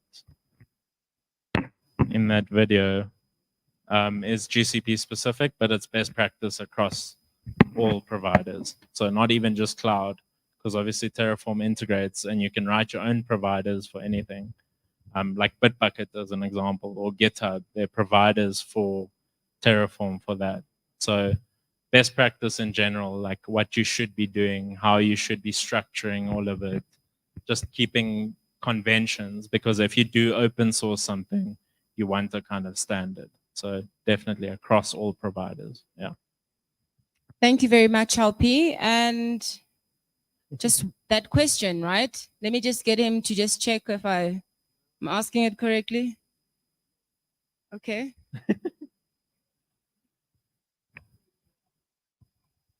LP. Does this work?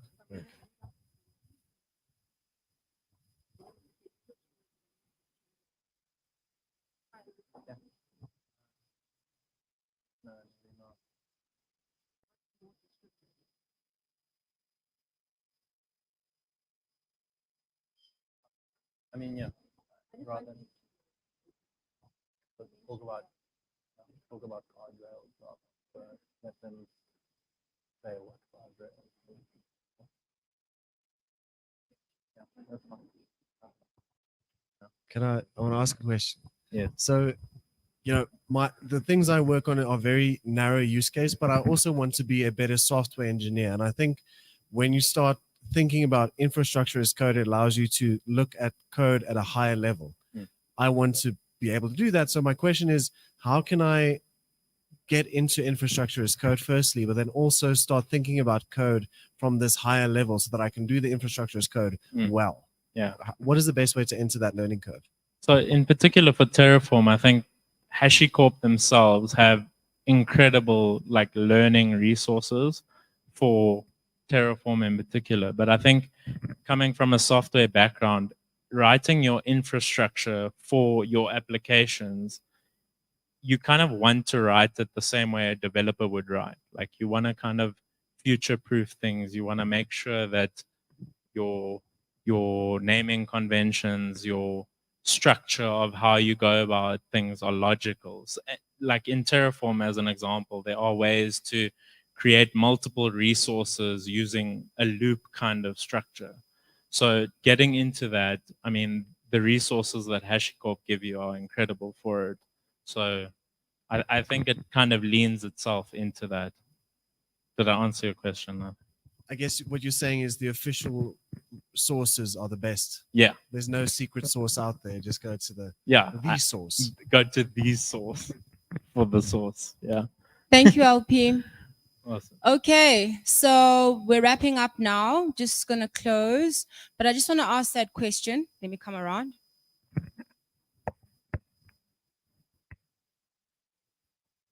Also, add me on LinkedIn. Can I share the space with you? Totally. Thank you. Big feet. No, it's fine. Don't worry about it. We're good. I will step here.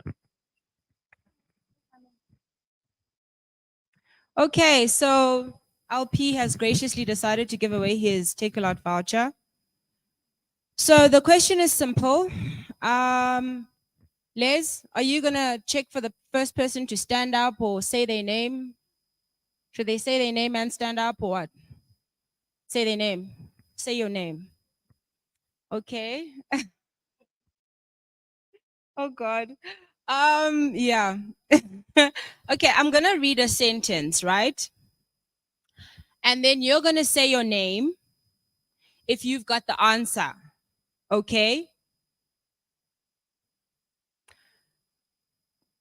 LP mentioned something which is a high level rule that provides ongoing governance. Shh. What's your name? And your answer? No. Okay, wait. Your name? Jabulani, your answer? No.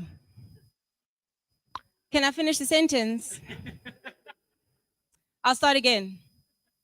It is a high level, this is a very simple term that he used, right? It is a high level rule that provides ongoing governance for your overall AWS control tower. I saw that hand. Was that right? Yes? What's your name? Fabio. And your answer? No. Yeah, but I want him to.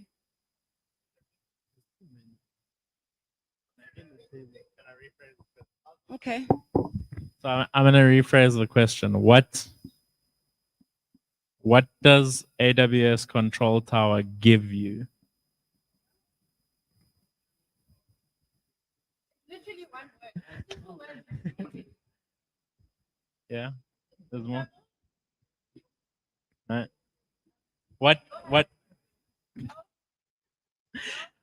does it provide you?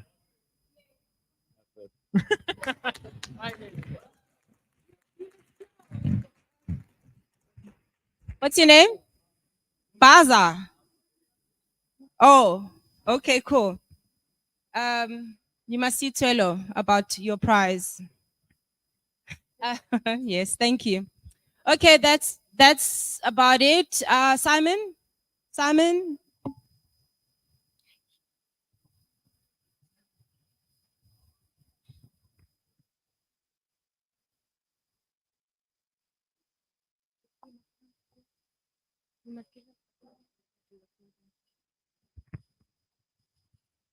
Okay. So this basically ends our evening. Sorry we're a little bit late, but it was so riveting and so awesome to be with you. You had really awesome questions. The speakers are still here. So please do ask your questions, meet them on the socials. Oh, we also need to announce our social media engagement winners. So Les is going to do that. Les, the social media, let's start with that. So it was so difficult to tell which one wins. So we have managed to see 3 awesome interactions on Twitter, Instagram. So we thank you very much. We are also trying to improve on our social content because it's obvious that that's how we reach each other these days. So thank you for the engagement. Les will announce the 3 winners. They'll each win a 250 Rand Takealot voucher. And we'll also hand out speaker gifts just to say thank you to the speakers for taking the time and the initiative on a school night to come see us and prepare very riveting content. And Simon and I will basically close, just thanking you all for behaving yourselves. The place is still intact. So BBD can say we can come back again. We'd also obviously want to thank the BBD wonderful people, Lucky and Tabang, who are also behind the scenes with us. So we'll speak more about that in our closing, which will make nice and short. But let's give out those spot prizes.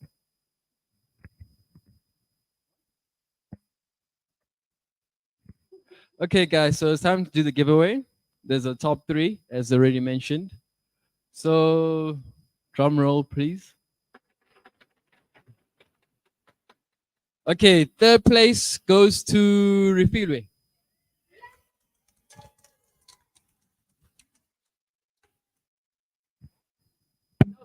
Bro, she knows herself. Okay, next drum roll for 2nd place. It goes to Clayton.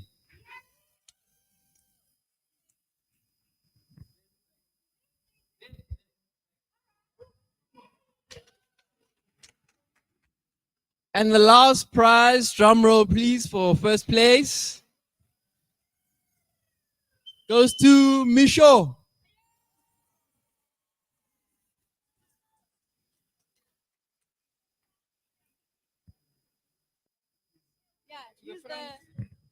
Please come to the front, guys, so that we can take pictures, more content, please.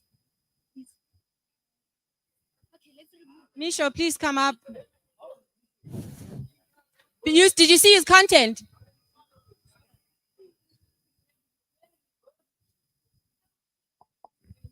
Let me ask the crew. Can you guys come up? Can you come up? Hello. Can you guys?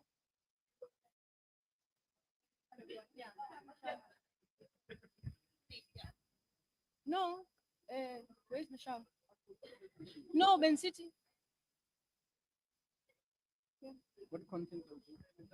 I don't know. Yeah. Oh, yeah. Yeah. Okay. And the speaker gifts? Oh, okay. And the speaker gifts, can you please roll them out, Les? Let's see what's up in there. Ooh. This Hugo. Okay. Hugo, and the winner is Hugo. Can I show everyone what she got?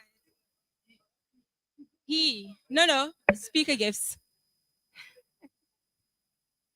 Okay, we got some wines for the winter. Ooh, and a pillow for the warmth and the comfort. That works with the wine. And a personalized tea.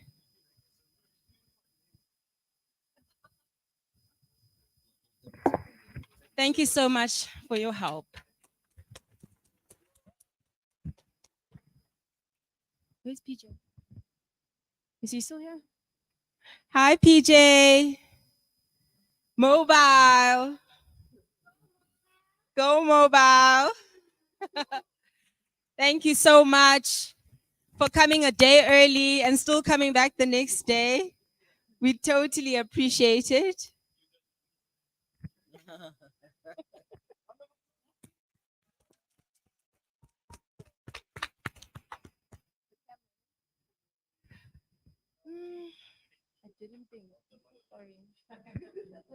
Who's that for? Is that LP over there? Is that you? Woo!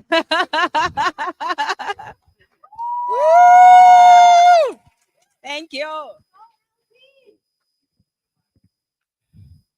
Thank you for the continued support from Synthesis. We appreciate it. Is that all of them? Gogeto, thank you. That's what it is. Okay, so thank you to the team. You know, teamwork makes the dream work. Yes, the bar over there. Everybody that helped out. Thank you so much. Simon, say a few special words for us. Okay, guys. Thank you all for coming. You guys, I think you guys are what make it special. I mean, we had an amazing lineup of speakers. Personally, when I heard some of the initials, I heard PJ, I heard LP, you know, Hugo, Kepesh, I would have thought it's a rap event. I remember thinking, what a time to leave my chains at home, right? But no, guys, thank you very much for showing up, keeping us informed, keeping us entertained. For the next one, guys, in fact, for any other tech event, I need the spirit to keep going. This is what keeps the community going. You guys showing up, giving us your input, where we can improve, how to make these things better. That's how we keep hosting these events. That's how we can manage to call our awesome speakers here to come talk to you guys. So again, guys, a round of applause for yourselves also. No, more energy, more energy. Come on, guys. All right. Okay, guys. Yeah, thanks for coming. Oh yes, one more thing. Can we, the speakers, so the room that side, just quick interview, you know, 30 seconds, well, not 30 seconds, they'll kill me. As much as they need you guys to speak. So please head that way and we'll talk to them. Okay? Oh yes, the bar was already open, but now it's open. Oh yes, by 9:30, get out of here. Sorry, one last, if you parked at Rosebank, you can come to Tabang for a free parking ticket. Please don't forget to take pictures on our banners, retweet, repost.